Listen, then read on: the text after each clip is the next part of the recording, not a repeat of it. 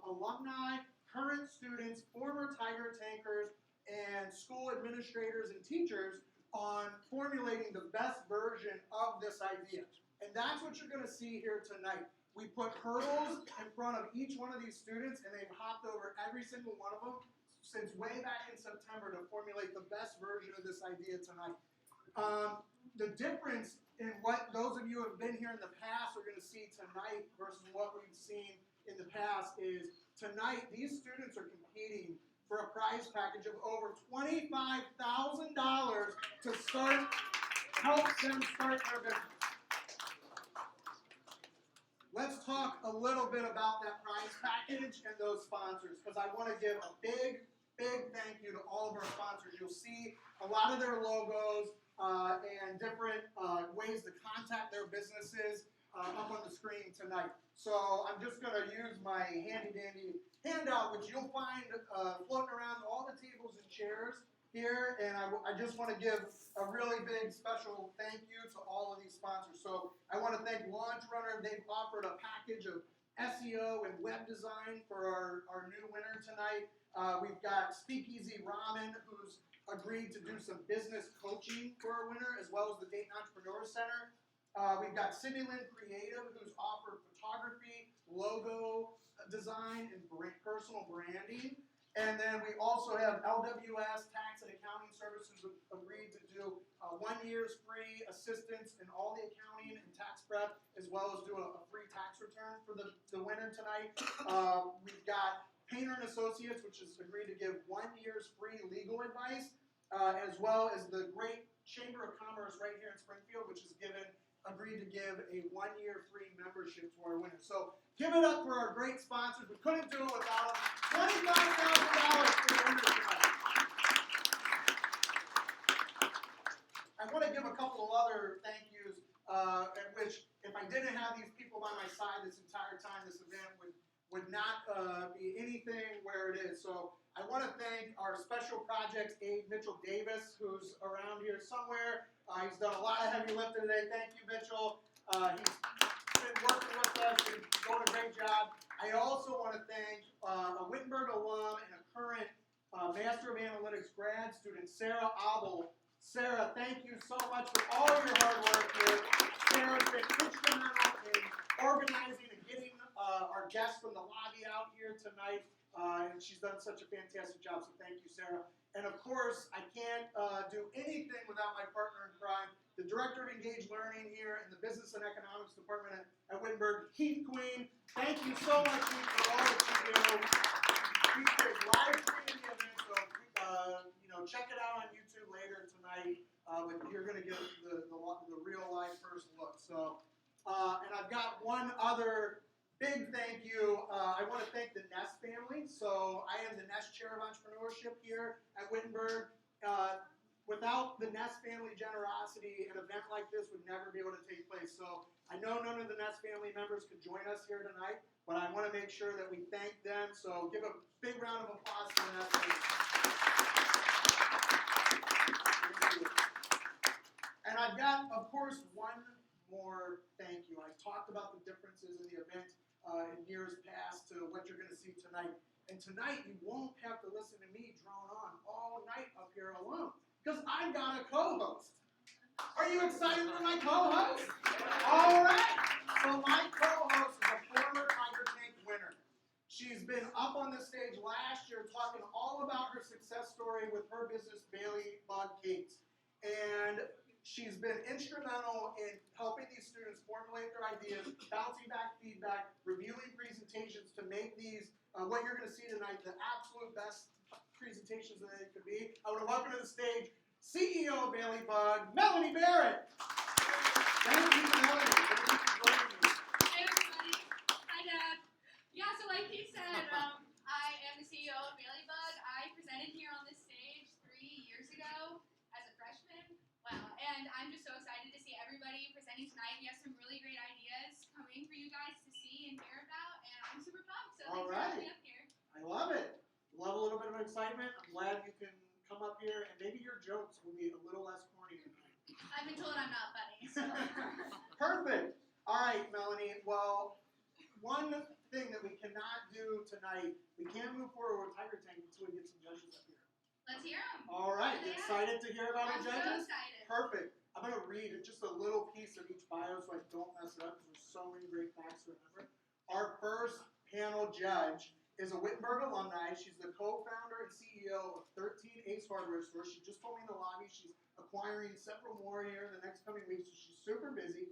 She's a passionate entrepreneur. She flew in from the DC, Baltimore area this morning to be with us. Give it up for Gina Schaefer.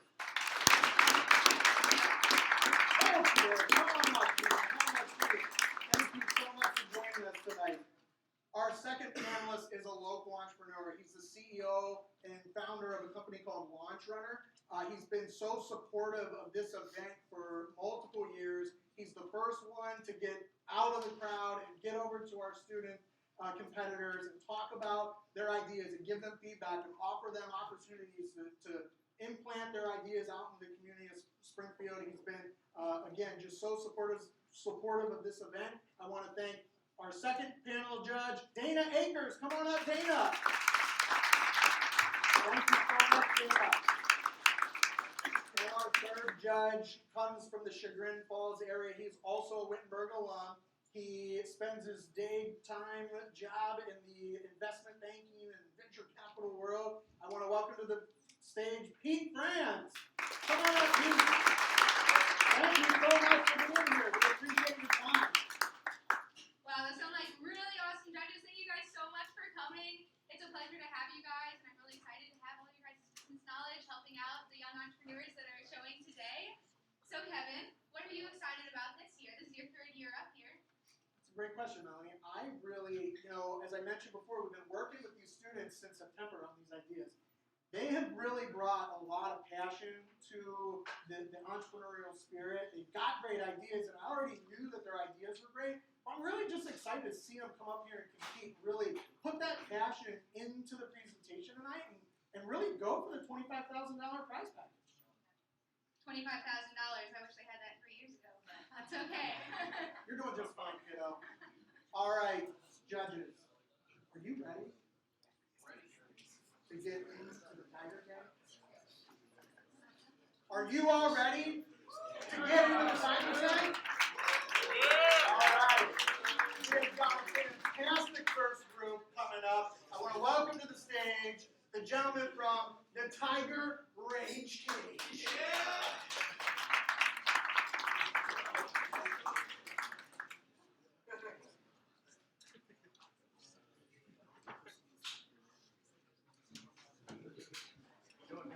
What's up, sweet? How's this semester going, man? I can't lie to you. This semester has been super stressing. My work and study load has been insane. I spend more time in the library than I do in my own room on some nights. Yeah, I know exactly what you mean. College can be a lot more stressful than what people know. All the information we retain and have to balance between all of our classes could be a lot more overwhelming than what people know. I'm glad I'm not the only one who feels this way. I've been so stressed out this semester, I just don't know what to do with all my stress and anxiety.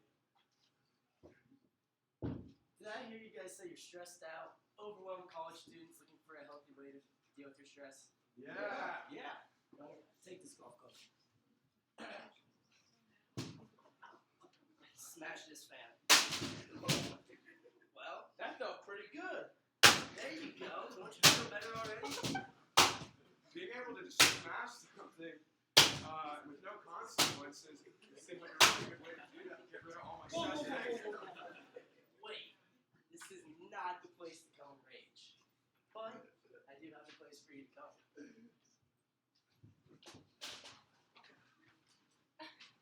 Hi guys, my name is Chris Stocks, and I'm here to tell you about my business that is going to help students deal with the many stresses college has to throw at them.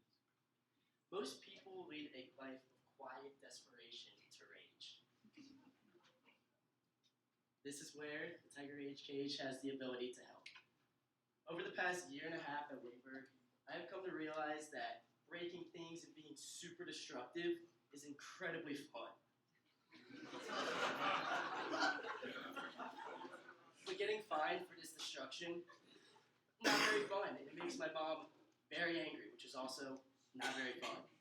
So that's why, just like many other rage rooms out on the market, my business is here to help people deal with any stress or anger they have built up, but at a more affordable price. Many rage rooms charge anywhere between $25 to $100 for people to come and participate.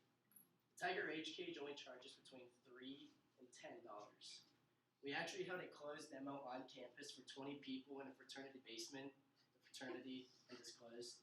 But on that singular night for those 20 people, we were able to walk away with a profit of $160 in just one single session. So what do you say, Tigers? You guys in?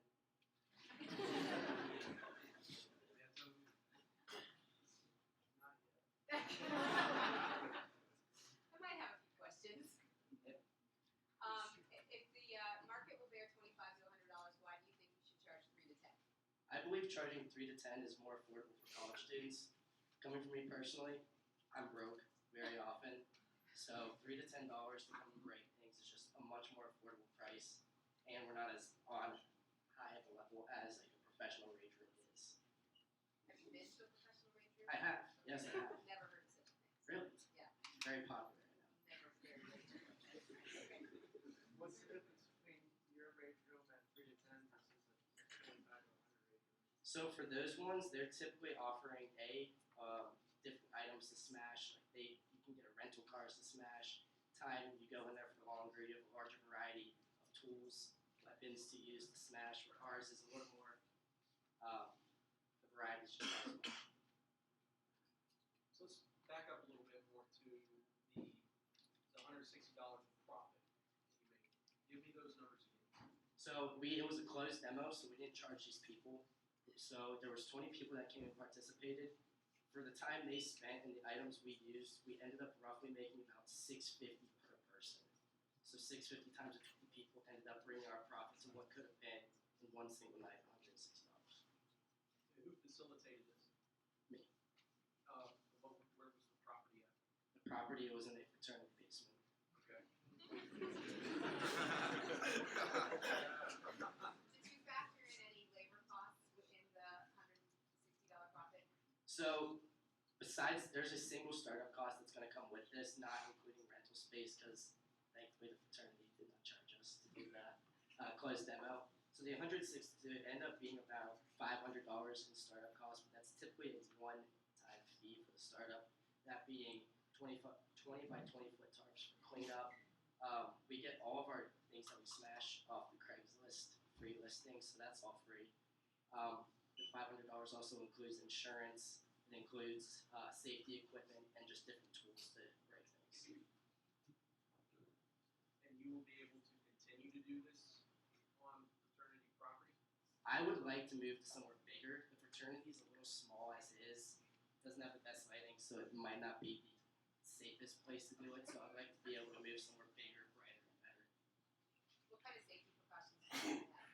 So we didn't officially get any liability waivers yet. I've looked into that. It ended up being around $700 annually. We have full body suit equipment to protect eyes, skin, everything, because we are dealing with glass and other sorts of items. We also have cleanup tarps and safety nets and everything. The rage cage that you personally been to, where was that at? Cincinnati, Ohio, And where at in Cincinnati? just downtown. Close to Cincinnati University or University? That was more downtown than Clifton. It was? Yeah. Okay. What kind of space would be ideal? Like, if you're going to use the space regularly or renting it, like what would be an ideal space? Just like an empty warehouse office, something that provides me with a small enough room for people to come in groups of 3 to 4 for X amount of time to just come in and break things, file them out, file another group in. So it doesn't have to be the biggest room in the world, but big enough and safe enough for people to come into. Is your demographic college students only? When I first started up with this idea, yes, it was mainly the college students because I've never seen or heard of a rage room on a college campus, and nobody gets more destructive than college students. So, but for now, yes, college students, but it can grow out to be anybody else. Sorry. I've been to a couple of the axe throwing places that are very popular now.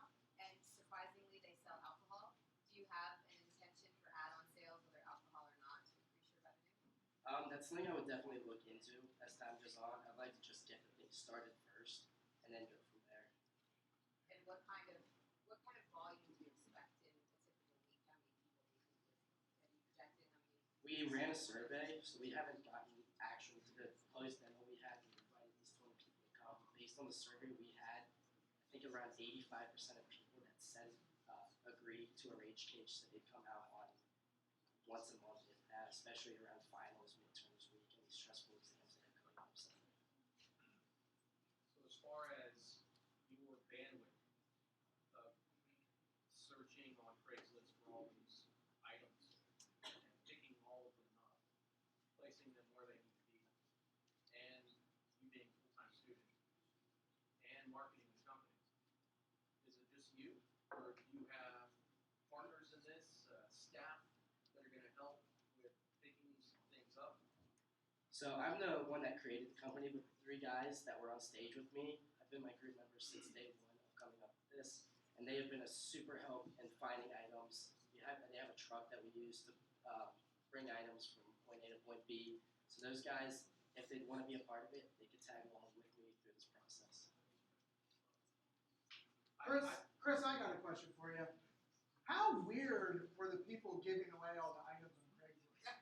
In the Springfield area, you have no idea. It's super sketchy, but you gotta do what you gotta do. I can only imagine, sir.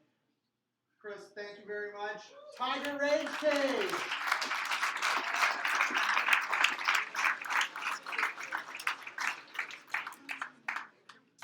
Yeah, I was a little scared when they started beating up the fan, but I'm sensitive like that. Yeah, they're going to need that 1 year's worth of legal counsel, I think, for sure. That's what I was thinking. If they win the prize package. So, Melanie, in your business at Bailey's Cage, you actually deal with a lot of safety precautions as well that you need to consider. You want to tell us a little bit about that? Sure. One of the ones we just changed. So Bailey Bud makes coats for wheelchairs, and they're made 100% for a wheelchair. So we have holes in the back for the wheelchair handlebars. But if someone's not wearing a 5-point harness, if they fall forward, it could choke them. So we made a change. It has a slit all the way down now, and it's velcroed shut. So now if they fall forward, it's breakaway and is a lot safer. Businesses are all about developing and innovating some new things all the time. So I'm excited to see where this company goes and how they can make it a little safer than what we saw there. But great job, guys. No doubt. Yeah, let's give it up again for Tiger Rage Cage. So our next contestant, you might recognize him from years past, but his business actually has a lot to do with safety as well. Melanie, you want to introduce our next one? Yeah, so the next person that's going to present, actually, if you were here 3 years ago, presented with me that night with a different business called Donate Magic, but now he's back this year with a whole new idea that's just as amazing. So please welcome Joshua Butler with his new idea, Shooter Stopper. Alright, thank you. And I'll just start by saying I'm very sorry, but my presentation will not be as interesting. I don't have anything to smash. So you'll hear from these other presenters tonight. They'll be seasoned businessmen, ideas that will make $1 billion. I've got a very interesting idea. It'll probably make $1 billion, but the primary idea is that we save lives. So, saving lives, I'm going to now go into a rather difficult and sad topic, and I'm very sorry, but one of the things we hear about on the news a lot recently is shootings. We often hear about school shootings, church shootings, shopping mall shootings, and even shootings at Walmart. It's very unfortunate, but it's just something that happens, especially in this country. But I have an idea that I hope can fix that. So let's think about a scenario for a minute. If there were an active shooter in Founders right now, how many of you would try to run out the back door and leave the room? Raise them up high, let's see. Yeah, raise them really high. Or maybe, who would try to hide behind the bar? If there were an active shooter in this room, who would hide behind the bar? Okay. So if everybody is either running from the room or hiding behind the bar, who's going to call 911? Oftentimes we see that in an active shooter situation, the very last thing that happens is someone calls 911. This is obviously really bad because the longer that there's a shooter inside of a building or like a school or whatever, more people will die. So the idea that I have is Shooter Stopper. And Shooter Stopper is this very small device. Believe it or not, this is actually a computer. It has 4 gigabytes of RAM, approximately 256 gigabytes of hard drive space. Actually, it's not a hard drive, it's non-volatile storage space. But this is more powerful than a desktop computer that you'll find in any of the classrooms here at Wittenberg. And with this small computer, it's about the size of my hand, normal-sized hand, bigger than Donald Trump's.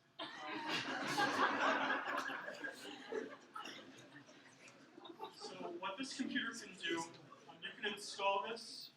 You can install multiple of these inside of a building, and this is actually has a sound card installed on it, which offers noise detection and sound detection.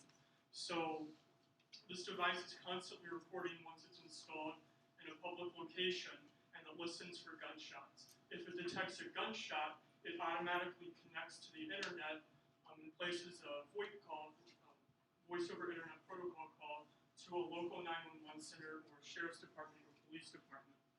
You can also install webcams onto this computer, which means that you can provide a feed of anything that's happening around this device or wherever gunshots are detected to your local police or first responders. And if you have multiple of these devices installed, you can actually triangulate the exact location of where gunshots are detected.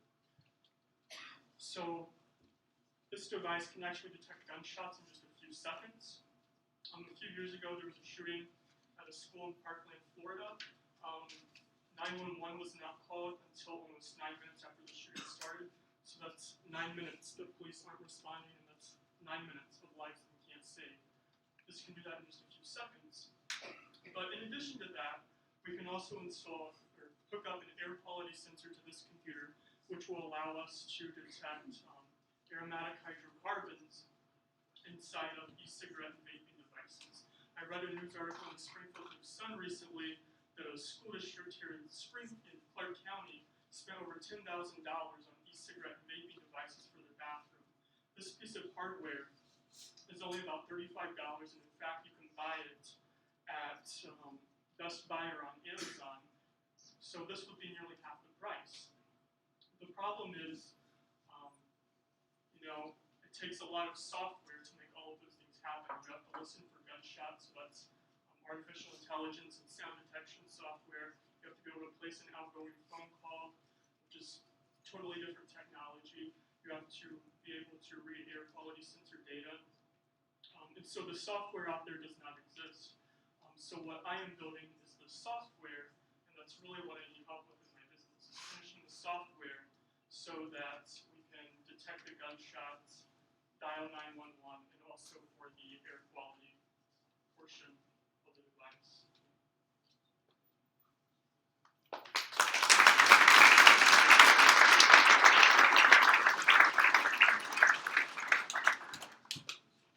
I love this idea. Back in the late 90s, early 2000s, I consulted with school districts on how to prevent school shootings.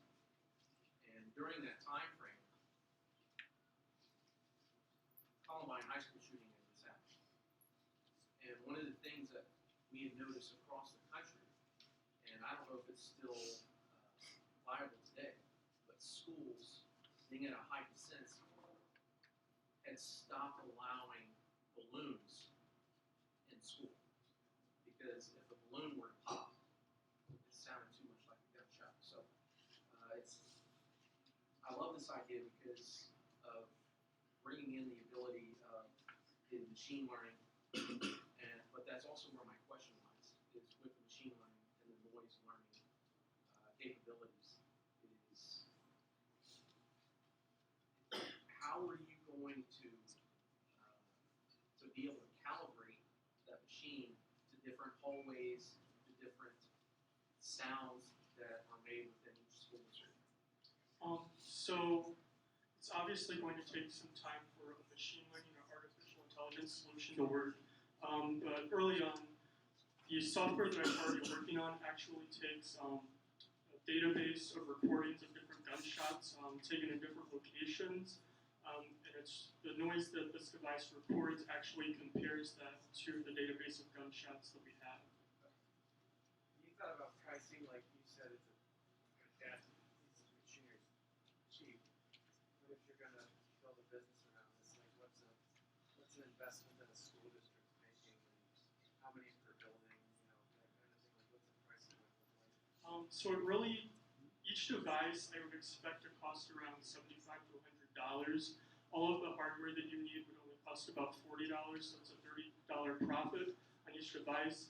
Obviously, with the idea of webcam feeds and being able to triangulate the exact location of a school shooter, and also with the air quality sensor that can detect e-cigarettes and vaping devices, which would be installed in each bathroom, you could expect most schools to want like maybe 40 to 50 of these in each building, depending on the size of the building. So there's a lot of money to be made. Yeah, I'm not a profit shark on things like this nature, but I think there's a huge opportunity to add margin because of the value proposition. Yeah, that's kind of one of my concerns though. Like I mentioned, there was actually a company that installed e-cigarette and vaping device detectors in bathrooms at a school here in Clark County, and I think I read that the school district paid like over $10,000. But it's very easy to compete whenever you have a much lower price, I think. So. Is there a monthly fee built into having the service for the school or location? So really this is, I consider that it should just be a one-time fee, because after the device is installed, there's really no work that we would need to do other than just continuously updating the database with new sounds that can, to compare for the gunshots. So there's really no ongoing work after that's finished. I feel like you should have made everyone in the room sign something like that we would keep this top secret. Are there other companies working on this? Does the software exist? So that's one of the reasons why I'm developing the software myself. There's no like open source or free source code that you can download from the internet that's designed to detect gunshots and call 911 or set off an alarm if an e-cigarette is detected. And I'm not aware of any company that actually has a device that can detect gunshots. Now there are sound recognition companies out there, but I don't think they do anything like this. Alright, so onboarding the school district.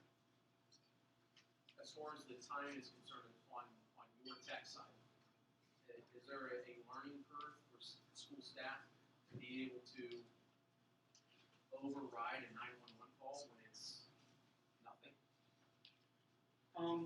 So really this should be hands off for the most part, and school district staff should not need any training.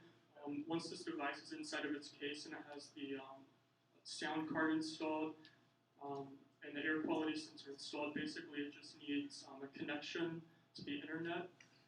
It can either connect via Wi-Fi or an Ethernet cord. As for dealing with false calls or false alarms, I really don't think that's very much of a concern because we're comparing this to a database of actual gunshots. So if it hears a noise that it thinks is a gunshot, you're going to have a pretty high probability that it is actually a gunshot since we're comparing that to a real gunshot noise inside of the database. You pull the fire alarm here like every week, so. And also, I will say that it's better to be on the side of caution.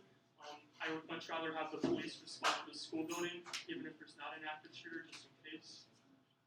I'm curious, why did you include the vape detection? Mostly just because I intended for this to be an all-in-one device. There is a third portion to this, which I didn't mention, I probably should have. But you can also get a heat and smoke sensor for this, so it can also serve as a fire alarm or a smoke alarm too. It's an all-in-one device, and really there's, other than the company that I know of that produces e-cigarette and vaping device detectors, I don't know of a company that really does all of these things, and I don't know of any company that could do this for a more competitive price. So that's why I decided to include the e-cigarette and vaping detector. All right, Joshua Butler with Student Suffers. Thank you, Joshua.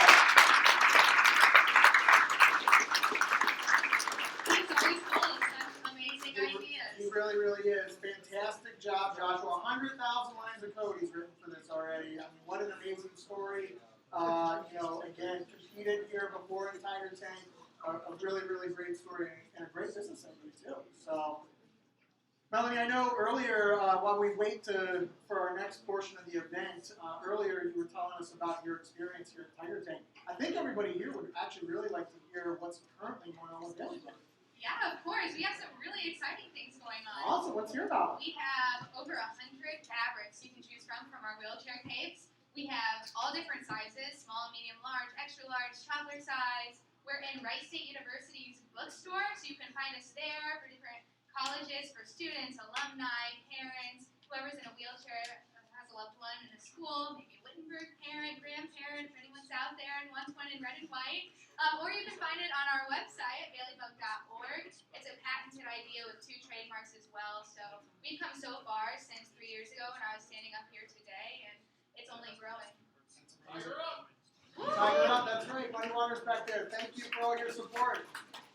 It really is a great story, and that's actually leading us into the next piece of Tiger Tank. We're going to take a quick intermission while we get the next group set up. Before that intermission, though, I want to let everybody know Melanie will be outside at the table talking about Bailey's Capes for a few minutes. There's pizza and food out there. Grab something to drink for a couple of minutes. But before you get out of your seats, though, one, make sure you come back because you need to see the rest of the presentations and see who's going to win this $25,000 prize package. But also, we've got to introduce a good group of students who've come a long way to join us tonight. And I mentioned all my thank yous before, but I have a very special thank you for one of the co-founders of Tiger Tank. So an alumni named Kyle Barger kind of thought this event up a couple of years ago and brought it to the business department. And Kyle couldn't be here tonight, and so I really want to be able to thank Kyle. And he actually recorded a little message for everybody. He's got something to give all the people competing tonight too. So hang tight in your seats. Let's cue up the video from Kyle, and then again afterwards, grab a piece of pizza and come back and be back in your seats in about 5 to 10 minutes so we can continue with the competition. So. And if you haven't gotten a raffle ticket yet, please do get one. We're raffling off some stuff at the end, towards the end, before we hear our winner. We have tons of swag to give away later, so. Including these t-shirts that I've signed. Always on. All right, let's listen to words from Kyle.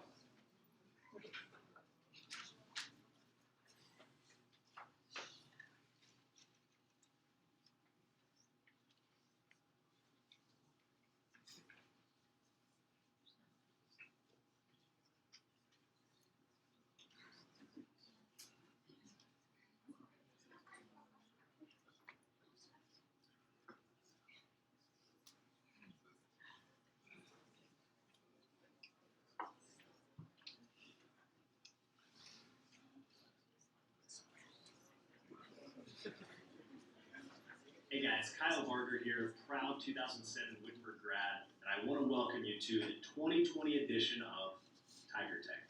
This has become a very special event and has grown exponentially over the years, and that's a big thanks to Professor Kevin Steidel and Heath Queen. You guys have put in a tremendous amount of work, and we're also lucky to have Sarah Abel join the group this year as well. So thank you so much for everything you're doing to really help these students succeed and showcase their talents tonight.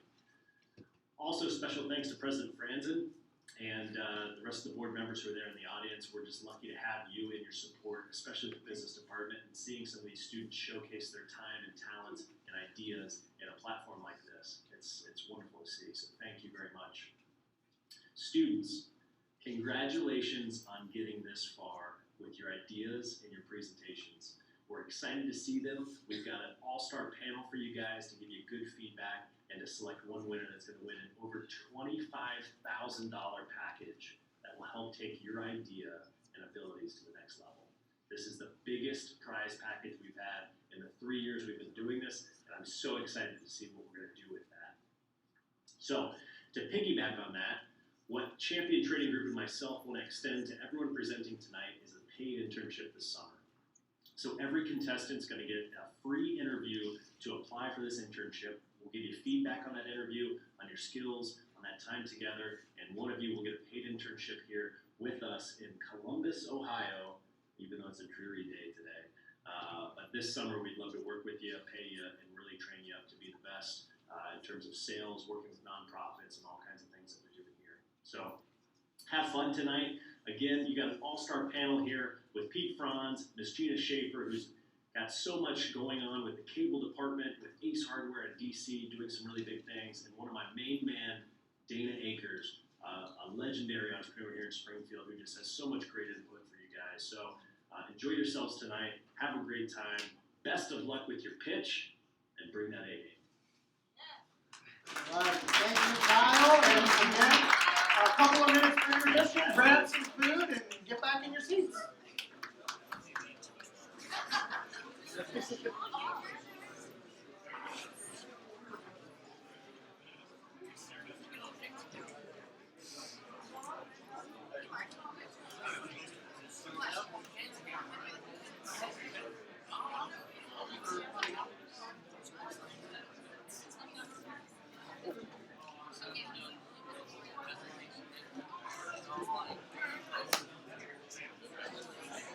Good job.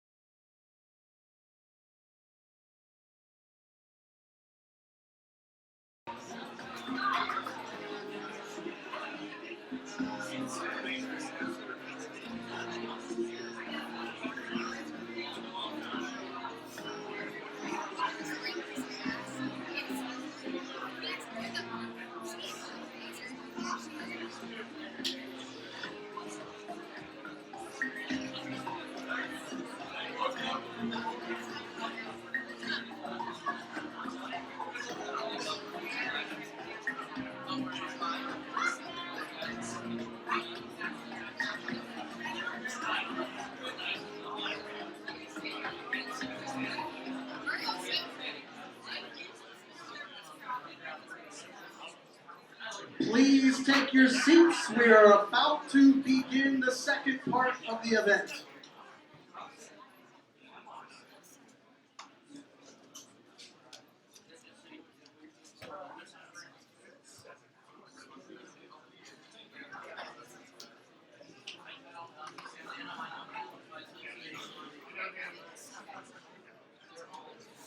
All right. Hopefully everybody was able to get something to eat or drink. I mentioned earlier in the evening, we've got a very special group of students here with us tonight, not just the Tiger Tank participants. I've been working with the GISA High School right here in Springfield since November. That stands for Global Impact STEM Academy. I've been working with Chris McNutt, the director of the entrepreneurship courses over there. That's right. Give Chris a big round of applause. Chris has done some fantastic work over at GISA, and I was able to sit down with all of their students and view their ideas. These kids blew me away with their development of their business plans, their prototypes, their presentations, and their pitches. They were really, really amazing. And so I wanted to find a way to get them involved in our entrepreneurship program right here on campus. So I thought of the best possible way was to have them here at Tiger Tank. So hopefully you all either had a chance to meet with them before Tiger Tank, or during the intermission, or possibly after the event's over if they're still sticking around. Go view their business plans, talk to them about their ideas, give them feedback, and I want to give you all two big thumbs up and a big round of applause. If you would stand up, if you're a GISA High School student, please stand up so we can recognize you and your efforts. Thank you all so much. I know anybody who's been out there to view your pitches are all blown away. I've already heard from 24 people how cool it is that they think it is that you're here and how amazing your ideas are. So thank you so much for your hard work. You're doing such a great job. I hope I see you in my Business 200 class in a couple of years right here at Wittenberg. So welcome to Witt, and thank you again. Give it up for the GISA High School students.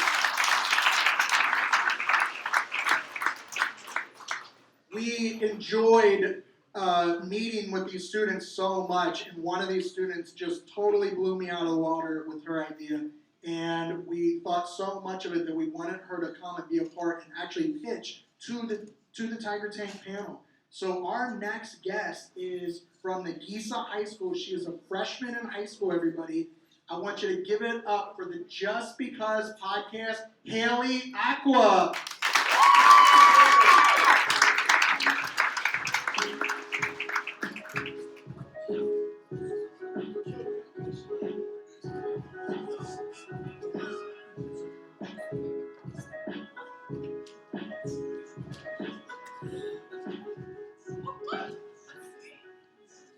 Hey Carly. Hey Haley, what's up? Thanks for joining me. You're welcome. I'm so glad to be here. Okay, so I just brought you up here so I can give a little bit of a teaser about like what my podcast would be about. So we'll start. So Carly, what you want to talk about? You know what the rage is today? TikTok. Any of you guys heard of TikTok? Yeah. Any? Well, it's pretty cool, don't you? Yeah. think, So Haley? it's a lot of dancing. It's a lot of cringiness that we love. It's also addicting. We're on it a lot. Yeah.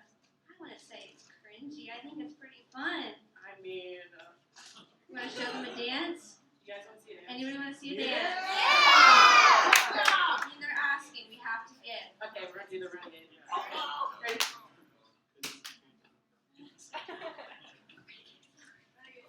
It's much better with music, I'm telling you, it really is. I'm being like serious. If you guys like get TikTok, it's pretty addicting and it's really much better with music, right? Right? Right? Yeah. Right? Sometimes. I mean, what if you make original sounds? Well, it's just like that sound that was just playing. That's on my podcast. Your podcast? Yes, Wow. That's kind of neat. I know. It was created just for me. Just for you? Yes. And your just- friends, of course. Yes. And just because. Just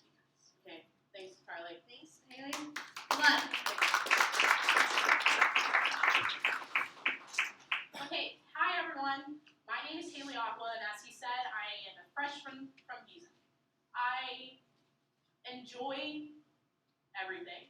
I am totally a social butterfly, as you just saw. The school has me running the media account, so I obviously must be cool. You guys are just laughing because I'm up here. Anyway, that brings me to my idea. My idea is a podcast. I love listening to podcasts. They make me feel like I'm having a conversation with the people that are hosting that podcast. And some podcasts might be interesting, some might just not be for me. And that brings me to why I started this podcast. The name of my podcast, like I said, Just Because. I named it Just Because whenever someone says just because, there's never really any true meaning behind it. They just say it just because. And that's what the reality of my podcast is going to be. It's going to be unscripted, just like what me and Carla just did. It was unscripted. Whatever pops up in my mind will just be talked about while still being family friendly. Now that's something that good podcasts always forget to do for kids my age, because, there's some things we shouldn't be listening to. Anyway, I really want this podcast to focus on kids my age. So even like some college students here, like Melanie, it's really a podcast that focuses on a younger audience. So I am running this podcast through Anchor. Anchor is a website that puts up any podcast episodes on any platform that you can stream a podcast. Now, it gives me a wider range of ways that my audience can hear about it, and it also shows me what ages are listening, which is right now it's just my friends. Thank you very much. And how are we making money from this? Is sponsorships. Now, if any of you guys don't know what sponsorships are, they are ways that maybe a company wants me to talk about their product or simply just their company, just to get it out there.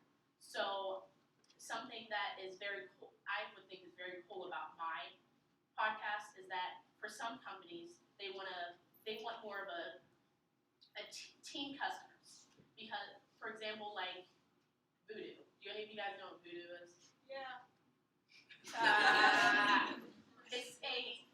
It's a mobile gaming company that develops games for really kids our age that are very interested too, and they get pretty addicting.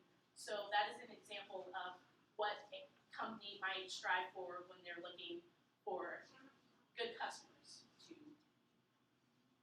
develop. And that is my presentation.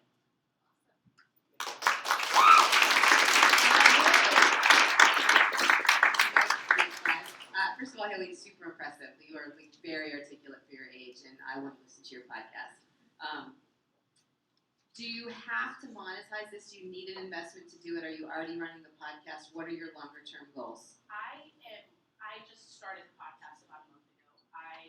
There is 2 episodes right now, and I am running that with my school equipment. And something I wish to have was my own, because problems I run into is that microphones, they're scattered around the school, and sometimes I can't find them to really record an episode. Like this past one, there was a lot of struggles with that. And then also to keep consistently uploading one, I would like to upload some during the summer, and I don't have my own laptop of my own, so that is something I would do. And what is the investment that you would need? How much money would it take to get started? With all the equipment that I need, would be probably about $3,000. I was going to say, you're very articulate for my age. What do you, so it's definitely an appeal to a demographic that is younger represented on the stage here, but I hear and read things about the direction of how your generation is communicating through podcasts. So what's your plan? To me, it's like a big pop. Like you got to get cool, right? Not that you're not cool, but you have to have more people know that you're cool, and then they want to listen. What's the plan for that? Aside from the equipment that allows you to sort of be more productive in your in producing these, but what's the marketing plan so you can scale it so that you can market some of the other things? How I plan to get more audience members? Well, this podcast is starting out locally, so it's really focused on my school right now, so I'll have a different guest on each episode. and it's really I want it to focus. I want everyone to be interested in it. So any topics are whatever anyone wants to talk about is allowed, as long as it's still family friendly. But what I plan to do is, as I said, it's going to be local, and I have lots of stores right now that are willing to advertise my podcast, and there's also another podcast that is willing to talk about my podcast for me, which right now is not costing me a cent. You said just now that you have a lot of stores that are willing to. Yes. How many? Right now, probably 7. 7 local, Yes. locally owned companies that are willing to support you financially. Yes. For how long? They are willing to do it for 11 months. Okay. When are you taking them up on this? I was planning to do that in less than a month or so, to Okay. go around and have a discussion with like everyone about how it'll work and what they'll want to say and all that. So. I would say less than a week. Okay. If you have people that are willing to already support you, and you don't have numbers to give them the understanding of what they're giving towards marketing is even viable, and they're still wanting to do it, take them up on that right now. Do not wait a month for that. And that's exactly what you need to do anyways. What you're doing right now, you need to be in front of those people just like you are at this. I'm blown away by you standing up here and speaking about this. Everyone that's been up here so far, blown away by you guys standing up here and pitching an idea that could be stupid. But none of them have been, right? Thank God. But I think Kevin may have something to do with that too. So I appreciate Kevin's insight with this. But this is exactly what it takes for you to continue to move to the next direction. A few of my additional questions are, I have on here, keep moving forward. I was saying, continue to bootstrap it. Do not use funding as the excuse to not do this. Continue to do what you're doing on the school's property until they kick you out of that room. Okay? A few things that I would want to know though, that you're gonna have to figure out sooner rather than later, and that's what you're gonna niche in. You've got to figure out what your differentiator is between all the other flood of podcasts that are out there. As far as who you are as a team, and your listeners are teens, what are the numbers there? I mean, does that market exist? I don't know. Are you saying like what's my audience estimate? Yes. As of right now, it's probably 40 to 50 people. Okay. In a local region. Yes. Okay. That's who you think you can reach? It's 40 to 50 people? No, it was just that's how I started out. Okay. That's what I looked at on my yesterday when I uploaded my episode. I don't know the Got it. exact amount as of right now. Do you have a top 10 teen podcast that you listen to? I look, but I really can't find any. Really? Okay. So you're not exactly sure if the market exists with large numbers. I'm sure it exists, but it's not as big as another. Okay. So that would be the homework that I would say you need to get into, is dig in a bit more with these podcasts to find ones that are the differentiator for teenage listeners. Okay. I think that's it. One that I think that you would need to listen to, and this is a shameless plug because this is one of my favorite ones, is Andrew Warner. He has a podcast called Mixergy, and every one of you can write that down. He is a podcast who has a true focus on speaking and interviewing entrepreneurs. What I love about Andrew is the ability that he has to listen, number one, and number two, the grit and the tough questions that he has for the people that are listening, or that he's interviewing. And he will not have you on if you do not give those tough answers that everyone listening wants to know as an entrepreneur. So I would definitely suggest picking up some of his as well. So thank you very much.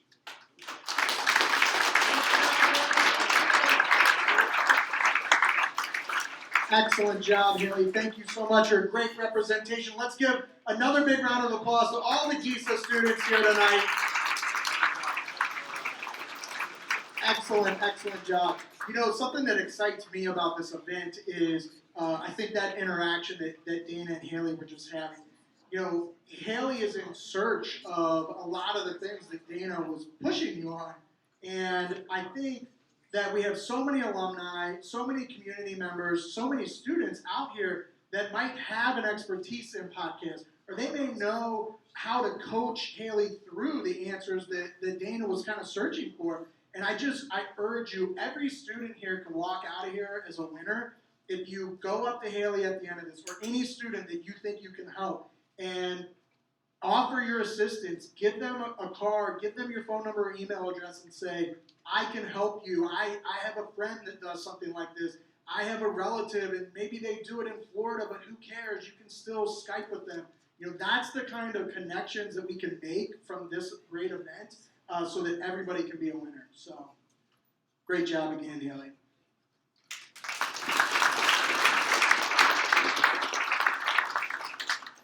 All right, Melanie, are you ready to introduce our next group? I sure am. Awesome.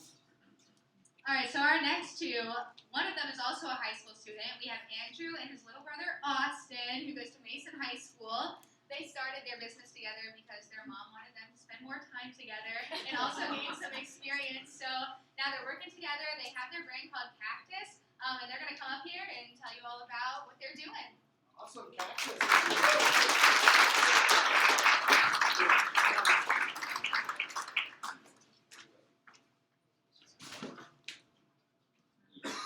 Can you guys hear me? Is it working? Hello. All right. How's it going, everyone? What's up, Tigers? My name is Andrew Boris. I'm the founder of Cactus Apparel. My name is Austin Boris. I'm Andrew's little brother, obviously. I'm the photographer and graphic designer for Cactus Apparel. We established Cactus Apparel back in 2017. Together, me and Austin, you know, we have a lot of interest in men's fashion. We have a lot of interest in streetwear, outdoor activities. So let's take this interest we have on our hobbies, and let's put it together with his art skills and what I would like to say my business skills here at Wittenberg University. And, you know, collaborating together, spending time together, bouncing ideas off each other, we're able to get something that's grown very large. I mean, we started selling hats for very basic, cheap prices, and we just try to get to our friends, try to get to our family, but now we're in over 13 states across America, and we've done over $2,800 in sales in the last 3 years. So we've proven to be very successful in everything we do. And the reason we're very successful? Oh, okay. I'm sorry. All right, is that better? All right, cool. All right. All right, cool. Sorry about that. Awesome. All right. So, anyways, the reason why I think we've had such great success is because we base our company on one thing, that's inspiration. Once me and my brother find an idea, once we think of something, text each other when he's at school, I'm in class, and I came in, what do you think about this? What do you think about this artwork? Should we purchase this? Should we throw it on a t-shirt? He's like, well, let's do it ourselves. Let's do it this way. Let's try this style. So with that inspiration thing, we just have always been able to like stay motivated, endure everything that we came across. And with every product, we try to provide quality comfort, competitive prices, and unique designs. So we're gonna get some of my really good friends who have helped me along the way, just promoting my product, helping me print product, and also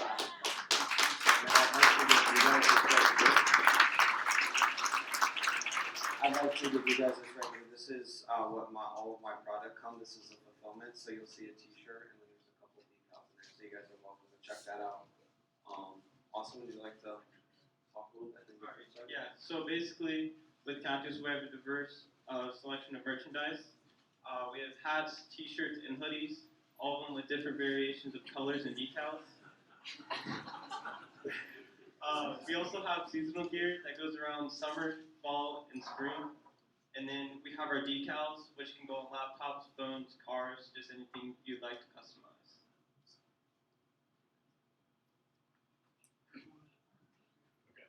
My name is Dion Woodson. Sorry my face is swollen. I was actually just discharged from the hospital about a couple hours ago. So I was able to get here for Andrew to support him. But my idea was basically to come up with a t-shirt to practice doing product photography is something that I enjoy doing a lot of, and instead of just picking up something random and taking pictures of it, I think it would be better to combine my graphic design skills as well as my photography and create a product that I was then able to help build a brand for, and that's Andrew's brand, Cactus. And my name is Dion, and then the acronym for my name is Do Everything in Our Neighborhood. And it kind of just pays homage to being young again. Well, I'm still young, but being even younger than I am today. And we always talk about how time flies, so just wearing the shirt serves as a reminder to get outside and do those things that you used to do when you were a kid. This is what the back looks like with our branding. Hello. Hello.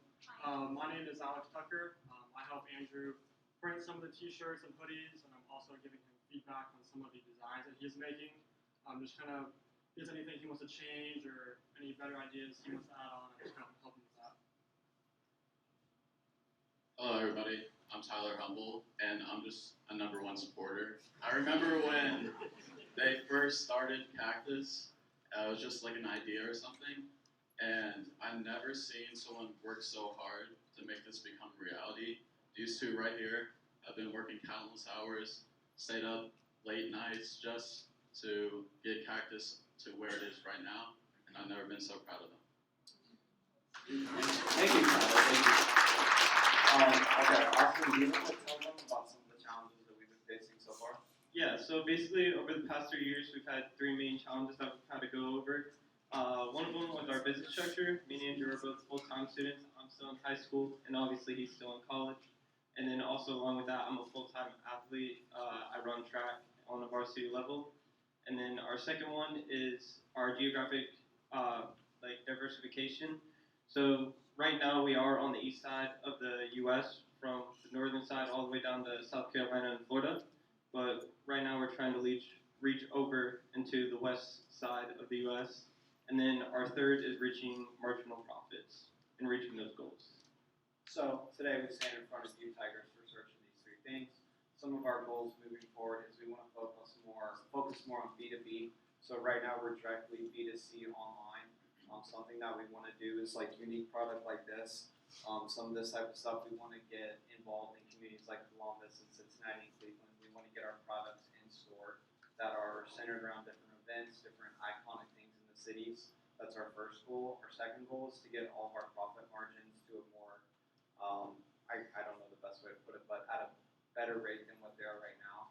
Because, our orders are pre-orders of roughly 30 and we're selling 20 to 30 shirts after that we anticipate selling. The cost of our goods it can be expensive, especially when we're doing things with Carhartt or a nicer material. So another goal for us is we want to get those costs down, and then overall we want to be able to bring down our retail prices because we don't have to expect those margins and have to overcharge. So that's but we did say we do keep a competitive pricing and everything we create. So we're willing to make that sacrifice to keep the competitive pricing that we do lose our margins a little bit.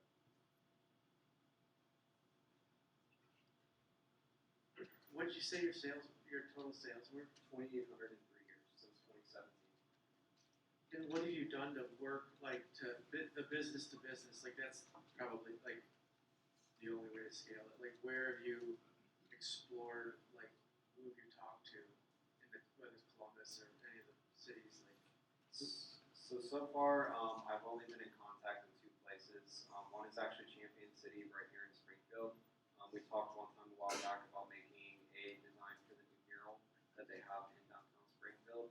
And then there was another streetwear shop down in Cincinnati that I was talking to 2 summers ago about getting product, but because of some logistics, we weren't able to. But in terms of what I've done on the B2B level, in terms of partnerships, I have worked with Alex and his company Explicit to create product with him, as well as Dion to help promote and get each other's audiences together. Yeah, I think there's a whole. I'm not as familiar, but where I live, there's these little boutique clothing stores, right? Mm-hmm. And everyone sort of said there's a theme I'm hearing about winning by price, which I would just say don't do that. Don't do that. I'm not. If you're doing something for nonprofit, that's different. But if you're trying to make profit, they sell white tank tops for $100 and people buy them, right? So doesn't make, I wouldn't, but people are. So if you find these little boutique shops, because you have a unique look and feel, and there's a whole like people like I feel like people would, if you find the right partners in in their, whether in their cities or little sort of suburban boutique shops like where I live in Chagrin, they got all these overpriced shops that I'm not shopping. I hope my wife isn't shopping, but people are shopping at man, they're bucks for tank top, and that sort of stuff would probably work well in some of those settings, or in Boulder, Colorado, or whatever, right? So I think if you in that whole world, like any other world, you get into it and they know other people in those worlds, right? They're like, yeah, I kind of like that. You should talk to my friend, whatever. So I would encourage you strongly to work that network, and that's where you can start to scale. But I think what you're doing is, you moved down the right path. Thank you. Thanks, guys. You're in a market that is cutthroat. Yes. And but the good news is that you're also in a market that has exponential growth, has had exponential growth. That's men's fashion. But I would definitely agree, as far as the fashion, that you're focused on what Peter had said was that fast fashion is be very cautious of that. We are already seeing, companies like H&M. Well, if you pay attention to the news, you know where they're at financially, and it's because their entire model is focused on fast fashion, and the profit margins, as far as being able to continue to build out that business model, it's not working. And not just for them, but a lot of other fast fashion. So, be careful of that, I would definitely say. As far as that high-end stuff, some of the companies that I pay attention to in men's fashion are doing extremely well, especially on the boutique side of things. Sitka, Aether Apparel, right? There's a friend of mine up in Cleveland that has been in this space, and he's also, in the past, he's had very, very good numbers with the success of getting involved with the sports industry. Okay, and so he is getting a bit more niche.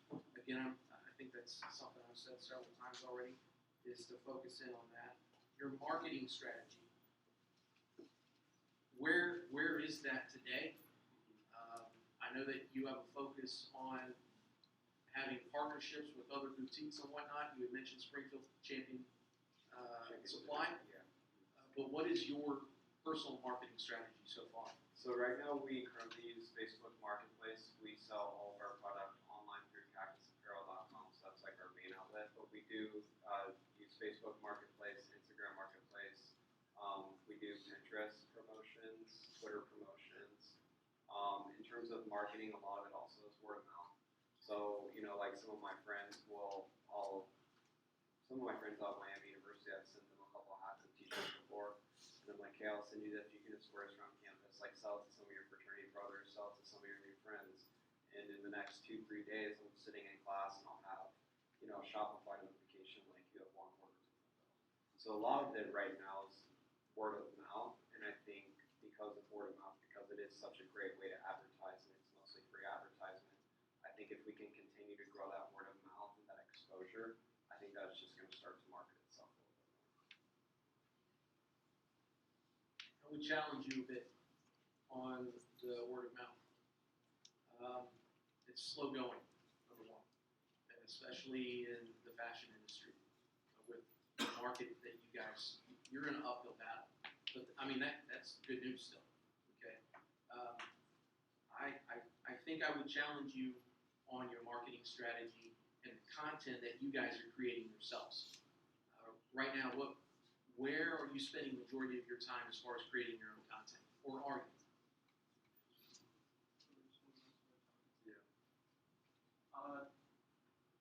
Where we're spending most of our time is just creating some of those logos and making sure we're targeting certain audiences with a variety of our logos and our designs. Obviously working with Dion, and then some of the hats. We don't have our original shirts here, but it shows a diverse change of just graphics and just getting more knowledge and growing in Adobe and everything personally for me. And I think for him, just business That's fantastic, because that's one of the biggest killers when it comes to finances of a t-shirt company, right? Is the design aspect of it. Yeah. You guys have that in the back, right? The piece that you really need to focus in on, from what I'm seeing, is the content strategy and the followers. You know, what platform are you using? I see a lot of, and I'm going to give this to you here in a second. A lot of followers in men's fashion is focused on, has been in the past focused on Instagram, and that's really been changing over at YouTube, which was interesting to me. Yeah. But I have a friend of mine in Florida that has 95,000 followers for his men's fashion company, and he said that 10 years ago he wished that he would have put as much time as he put in his Instagram followers as he did into his YouTube page. And he's completely shifted that 1 year ago to focus specifically on YouTube. Now, I don't know where that is because I don't know that much about the men's fashion industry, but I would definitely look into why that is. But content is definitely something that you guys need to work on. Thanks, Dana. Would you buy a $100 t-shirt? Yes. Of course. All right. It's the right answer. It's the right answer. My husband is obsessed with Arc'teryx, so I'm all about quality in my house. I think this is awesome. I'm a retailer, so I get super jazzed about this kind of thing. I want a whole bunch of those Do Everything in Our Neighborhood t-shirts, because that's what local businesses are all about, is doing things in our neighborhood. And if you want to do something pseudo B2B, it's finding the neighborhoods that are really into being hyper-local. And you won't be hyper-local to all of the neighborhoods, though the message will resonate. So I think that's a big deal. I thought the B2B, I think you specifically wanted the B2B because you want to print on things like Carhartt, maybe Yeti, some of those products. Is that the reason? Okay. That's a huge part of it. All right. So getting businesses to buy them as gifts for their employees. Okay. If you were to win, and if there were an actual financial component to the investment, what is it that you want to do with the money that you would win? I think most importantly would be finding, I don't think if I focus on winning, I think my main focus is to find a partner where I'm able to print or stitch or actually design the product itself at a lower price and at a higher quantity that I can access. And with that money, I would use that money right away for that, because that would, one, it would start putting more money in our pockets to advertise on social media, to advertise more print ads, and to be able to provide more and more business, B2B stuff. So I definitely think that would be my first priority. Okay. I could go on, but I think you might want to cut us off, so I'll talk to them afterwards. I have one more thing. I am giving away the 3 stickers tonight, and I might give out some other stuff too. I am trying to get 400 followers on Instagram by the end of the night. So if you all want to pull out your Instagram right now, I'll read you off the Instagram, and if you follow, you have a chance of getting this. Also, if you use the link in the bio of our Instagram, scroll to the bottom of our page, you can sign up for our newsletter, where you receive a 15% off coupon that I will send after Tiger Tank. Love it. Good point.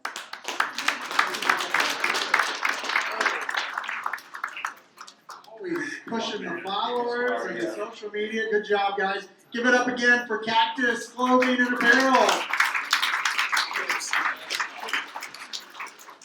I know, Gina, you do a lot of neighborhood initiatives. You have any advice strictly on following through on that for these guys? Yeah, I mean, figure out what neighborhood you can be in and wants to just brag about being local. And I don't know if that's happening in downtown Springfield, but I'm in 9 neighborhoods in Washington, D.C., and every one of them would sell that t-shirt. I agree. I've been to some of Gina's stores, and they have this hyper-local sense to them. They're really great, and I agree. I didn't even think about that when they saw the shirt the first time. Melanie, you find yourself in the apparel retail space as well. You have any advice for Cactus Clothing?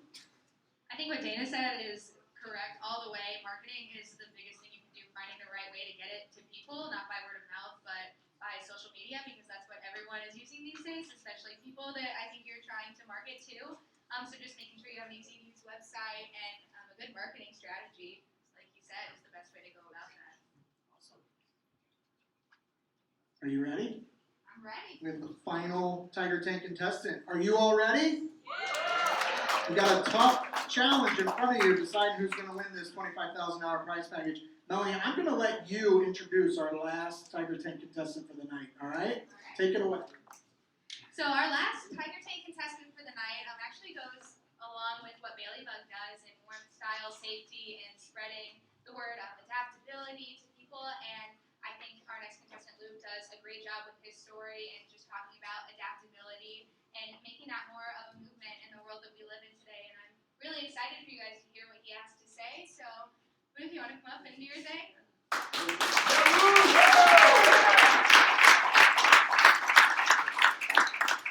Thank you. So my name is Luke. I'm a senior here at Wittenberg. I'm an education major, so I'm currently a student teaching in the kindergarten classroom. And in the future, I hope on teaching special education to help students with disabilities just like my own. So you may have noticed, but I was born to my left hand. So as a result of this, I was not always the confident man you see in front of you today. My dad actually used to come to my classroom every year and explain to other students, you know, this is Luke, this is my son, and this is his disability, because I was too shy to do that. So fortunately though for me, my parents were not complacent with me hiding in my shell. So as soon as I was of age, I signed up for T-ball. And I thought I would hate it. I thought it was going to be the worst thing ever. But as soon as I got on that field, I realized one thing, and it's that, you know, it doesn't matter what I look like, it matters what I can do. And so that baseball doesn't care if I'm missing a limb. So for me, I put in the work, and I worked really hard to where I could overcome my disability and compete with everyone else in that field. And obviously, as I continued to find success in baseball, my confidence grew and I kind of opened up. So for me, you know, just to go along with that, just as I grew and found confidence, you know, like I just became a whole different person. And sorry. So anyways, for me, the idea is just to, you know, continue to give that to someone else. So my idea, I actually just to put in the work, and I actually played baseball here at Wittenberg for 2 years. Sorry, I found my spot finally. Very nervous. So I actually played baseball here for 2 years at Wittenberg, and so I put in the work to where I could compete at the college level. So yeah, so just to continue to remind myself that I'm not going to let my disability define who I am and limit what I can do, I actually designed a tattoo for myself, and that's the design you see here on the shirt, and I got it right here on my arm. But it's the handicap sign saying overcome disability. So for me, that means that I'm not going to, you know, let anything define who I am, and I'm not going to let my disability set me back. And after seeing this tattoo, my friends all approached me, and they're like, "Yo, that's really cool, but I don't think that's something that you should keep to yourself. Like, I think other people with disabilities need this encouragement." And so that's kind of where the idea for Overcome originated. I decided I'm going to put this design on a bracelet. I actually have bracelets.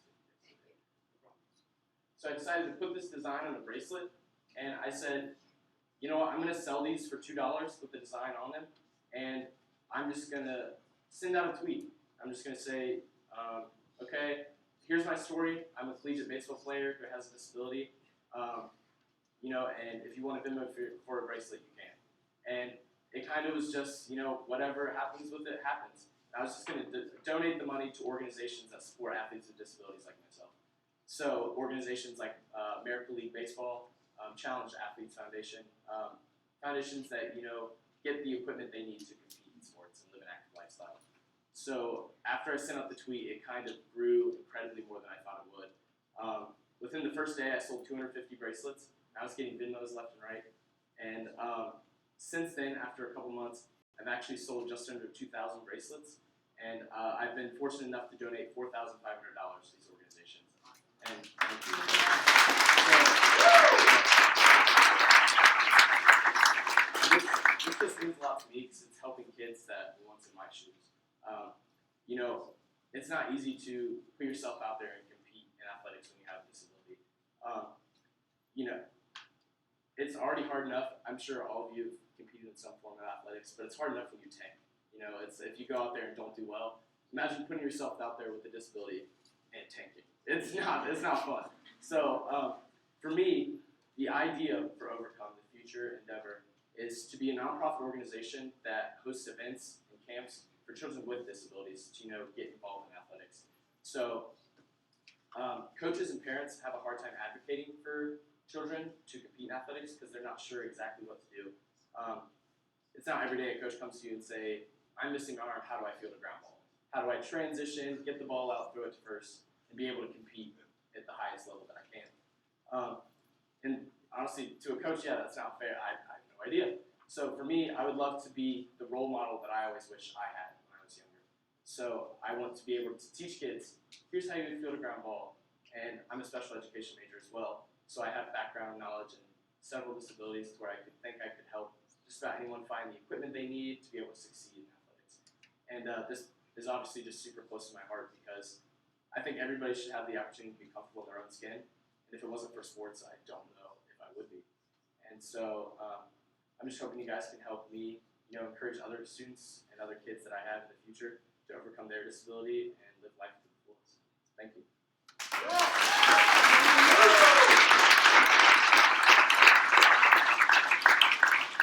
Thank you for bearing with me. Thank you. No, you did. That was great. I have no doubt that no matter what you do, you're going to be successful, regardless of the outcome.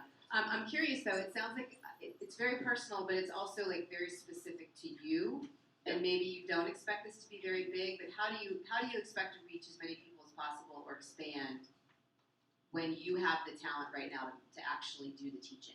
Yes, ma'am. So for me, I think that this does seem very specific to me in my situation, but all of this has come from just a simple tweet. That's all. And I only have 300 followers, but people have taken it upon themselves to retweet it, put it on their own pages, post on Instagram, and $4,500 is a lot for just one tweet and one effort to get out there. So I mean, I think it seems very specific to me and what I'm doing, but I think the need is there. I think it's something that people will get behind. So to answer your question, it is a fundraiser right now, but I'm so passionate about this that I would love to continue to, push it to a business, push it to a nonprofit, and, make it be successful, if that makes sense. Did that answer your question? No. Okay, can you repeat it? No, you were close. I guess my question is, will you run it like a summer camp? Will you hire other people like you who will be able to teach? How do you scale it so that it's not just you doing all of the work? Yeah, okay, thank you, sorry. I might not have been very clear, and it's because you called me ma'am. Okay. So, yeah, I've actually been fortunate enough. All of my buddies who are business majors have been kind of coaching me along and how to, handle this not just by myself. And they've helped me set up spreadsheets and, just everything like that. But also other educators. I'm a student teaching right now, but a lot of my friends have helped, spent long nights enveloping, mailing bracelets with me, putting stamps on.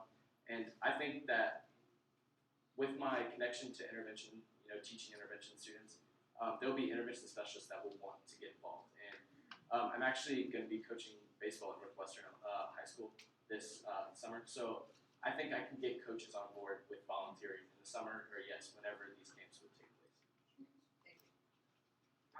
You kind of grabbed my attention when you said like the idea of a coach instructing you on how to field the balls, which is like it doesn't exist, right? Like no.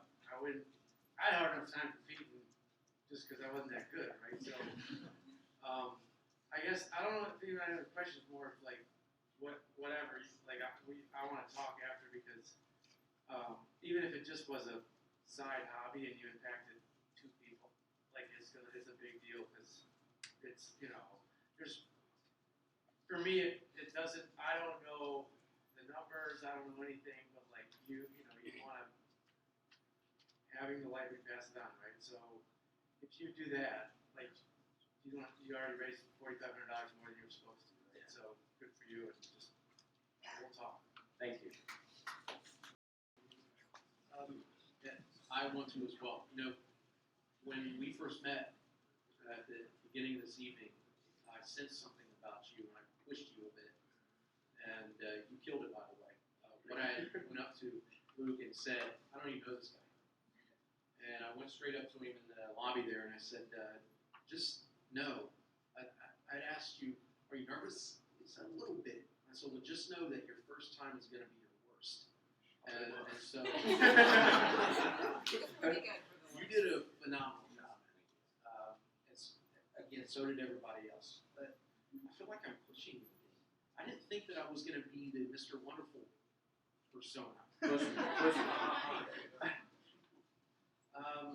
I'm not going to push you, actually. I want to continue this conversation. I have some people that I need to get you connected with that are in disabilities industry. And are you familiar with Athletes in Action? Yes, I am. Yeah. Okay. Do you have a connection there? My girlfriend is the president of the chapter here at Wittenberg. So that counts. Yeah. Go Taylor. Yes. I would like to connect you to your girlfriend. Okay. That'd be awesome. That'd be awesome. That needs to happen. But as far as funding, you said right now the funding right now is coming from bracelet sales. Yes, sir. Are you in the process right now of becoming a 501c3? Actually, I genuinely, I'm an education major. I don't know exactly how to do these things. So I saw in the grand prize package that business coaching is part of this, and I would love the opportunity to hear someone out. Yes. So we can talk about that also. Grant writing is going to be a big part, I would assume, of your funding initiatives. And there is actually here in Clark County an organization called the Nehemiah Foundation. Okay. And the Nehemiah Foundation is an incubator of sorts for nonprofits. And there's a process of getting, to apply for it, but you can be funded through the Nehemiah Foundation.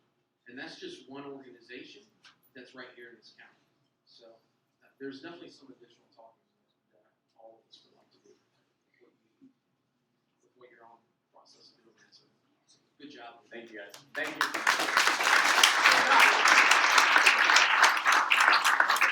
Give it up for Luke and Overcome one more time. Great job, Luke.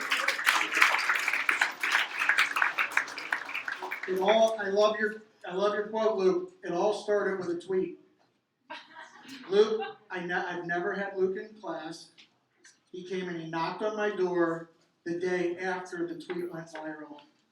And he said, I know you don't know me, but my roommate had you in class, and I told him what happened to me, and he told me, you're the only person here that can help me. Which made me feel fantastic. And I said, well, tell me what happened. This tweet went viral, and I owe about 400 bracelets to these people. I have no idea where I'm going to get them, where I'm going to get the money, how they're going to pay me, and we just started right there, and here we are today. You've come so far from that day, Luke. Great job. Really, really good job.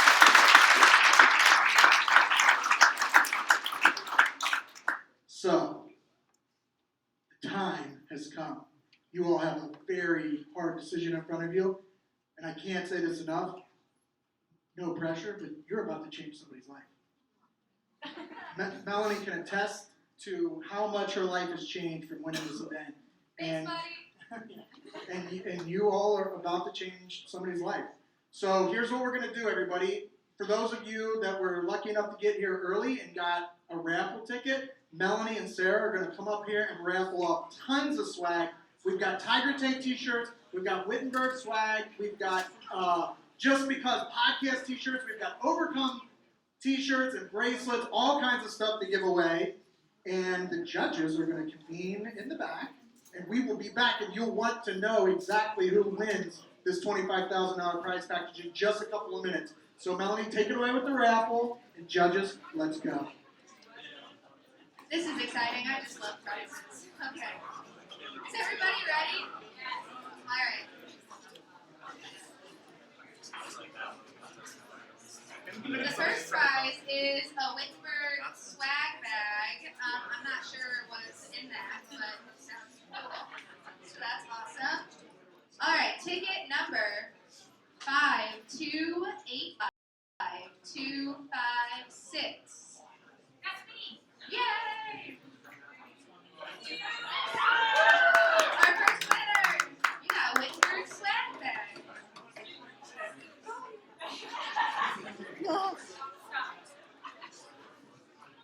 Congratulations. What's your name? Courtney. Congratulations, Courtney. Everybody give it up for Courtney. All right. The next one is a package of t-shirts.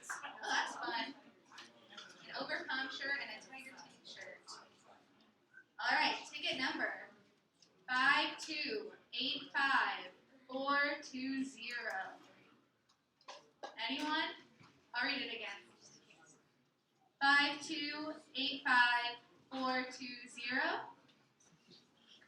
They must have left. It's good for somebody else. All right, we're gonna pick again. Okay. 5285346. That was you? Sorry for the first time you called. You're gonna win something too. Okay. Did anyone have the second one? I'll read it again. 5285346. Anyone? All right.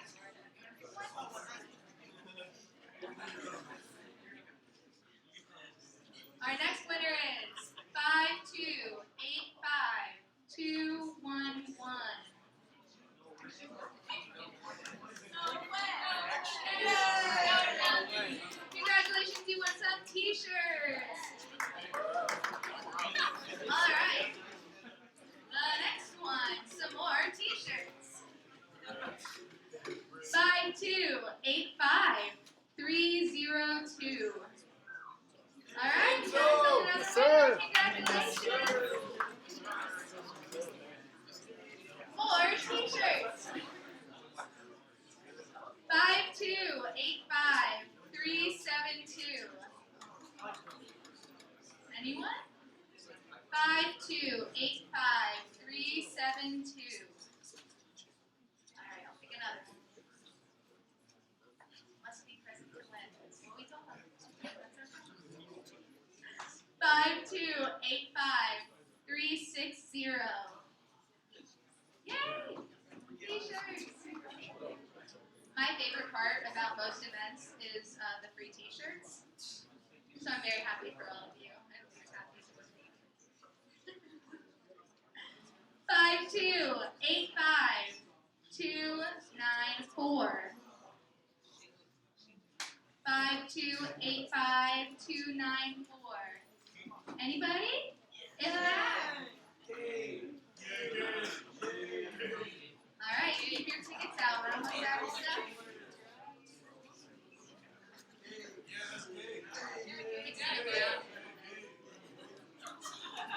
Our next winner with more t-shirts is 5285263.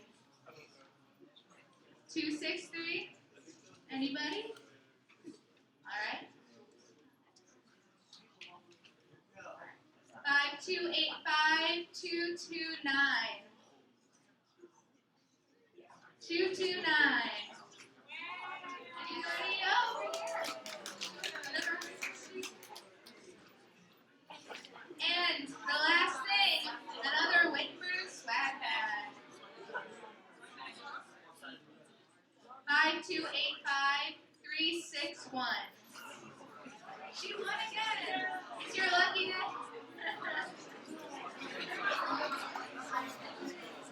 All right, thank you everybody. I'm sure the judges are going to have an answer for us soon, so hang tight and have fun. All right.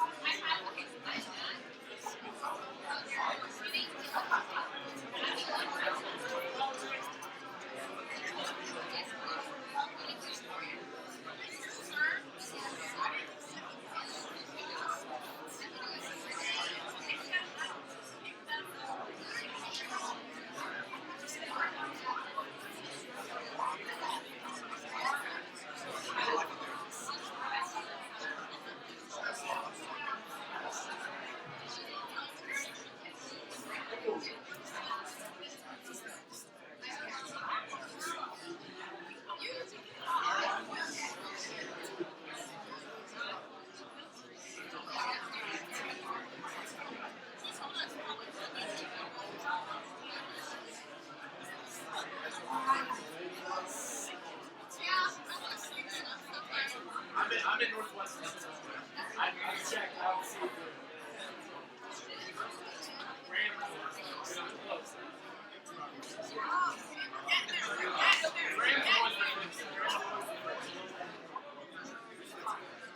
I know, we literally late for the law.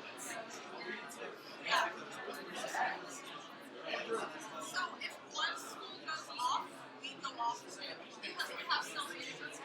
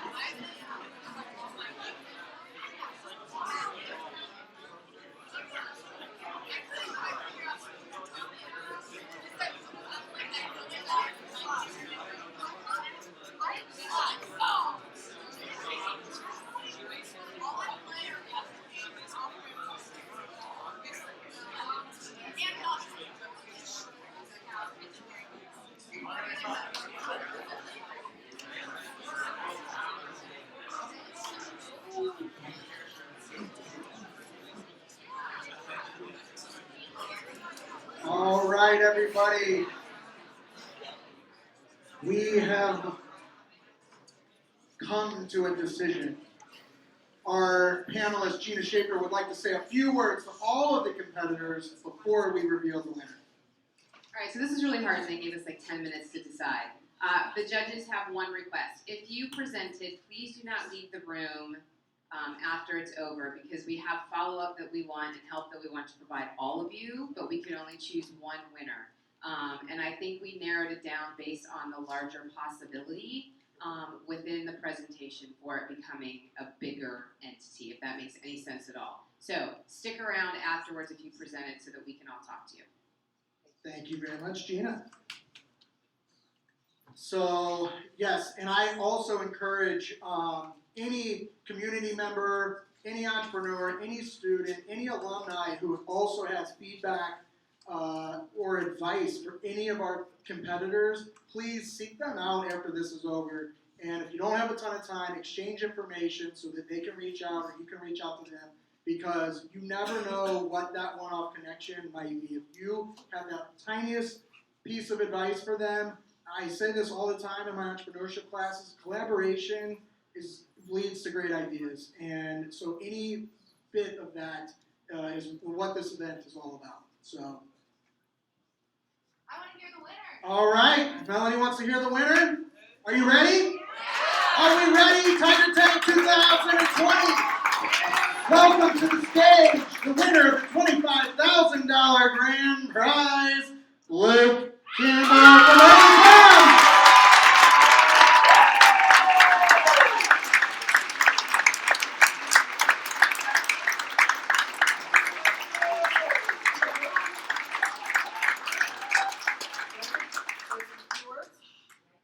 This is awesome. Thank you guys. Just the fact that this can just, go to helping someone that was in my shoes, just giving them advice and mentorship and helping them find something that they're as passionate about as I am. So, thank you. Great job.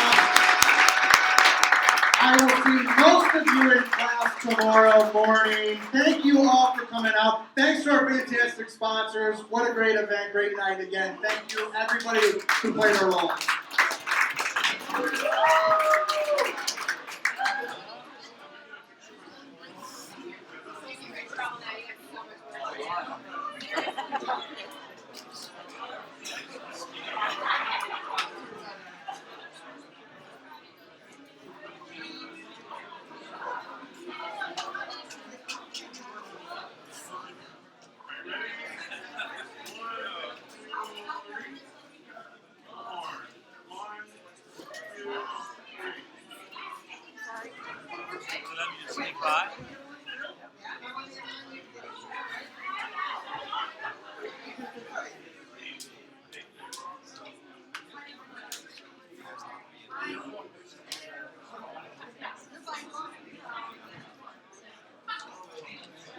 Thank you all so much. Good job.